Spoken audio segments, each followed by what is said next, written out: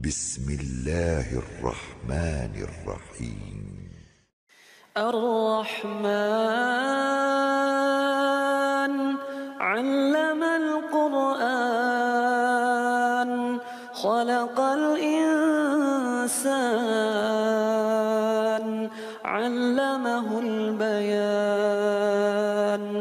الشمس والقمر بحسبان والنجم والشجر يسجدان والسماء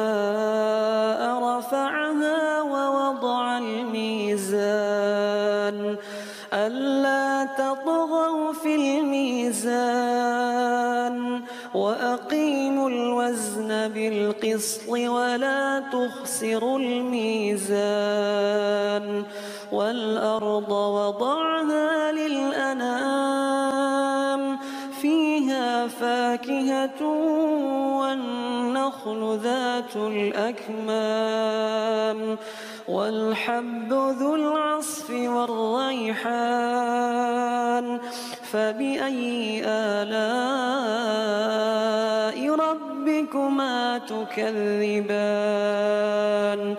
خلق الإنسان من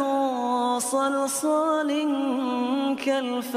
كالفخار وخلق الجان من مارج من نار فبأي آلاء ربكما تكذبان رب المشرقين ورب المغربين فبأي آلاء ربكما تكذبان مرج البحرين يلتقيان بينهما برزخ لا يبغيان فبأي آلاء ربكما تكذبان يخرج منهما اللؤلؤ والمرجان فبأي آلاء ربكما تكذبان وله الجوار المنشآت في البحر كالأعلام فبأي آلاء ربكما تكذبان كل من عليها فان ويبقى وجه ربك ذو الجلال والإكرام فبأي آلاء ربكما تكذبان يسأله من في السماوات والأرض كل يوم هو في شأن فبأي آلاء ربكما تكذبان سنفرغ لكم أيها الثقلان فبأي آلاء ربكما تكذبان يا معشر الجن والإنس إن استطعتم أن تنفذوا من أقطار السماوات والأرض فانفذوا لا تنفذون إلا بسلطان فبأي آلاء ربكما تكذبان يرسل عليكما شواظ من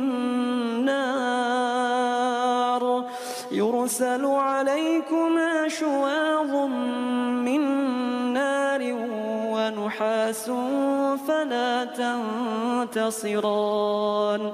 فبأي آلاء ربكما تكذبان فإذا انشقت السماء فكانت وردة كالدهان فبأي آلاء ربكما تكذبان فيومئذ لا يسأل عن ذنبه إنس ولا جان فبأي آلاء ربكما تكذبان يعرف المجرمون بسيماهم فيؤخذ بالنواصي والأقدام فبأي آلاء ربكما تكذبان هذه جهنم التي يكذب بها المجرمون يطوفون بينها وبين حميم آن فبأي آلاء ربكما تكذبان ولمن خاف مقام ربه جنتان فبأي آلاء ربكما تكذبان ذواتا أفنان فبأي آلاء ربكما تكذبان فيهما عينان تجريان فبأي آلاء ربكما تكذبان فيهما من كل فاكهة زوجان فبأي آلاء ربكما تكذبان متكئين على فرش بطائنها من استبرق وجنى الجنتين دان فبأي آلاء ربكما تكذبان فيهن قاصرات الطرف لم يطمثهن إنس قبلهم ولا جان فبأي آلاء ربكما تكذبان كأنهن الياقوت والمرجان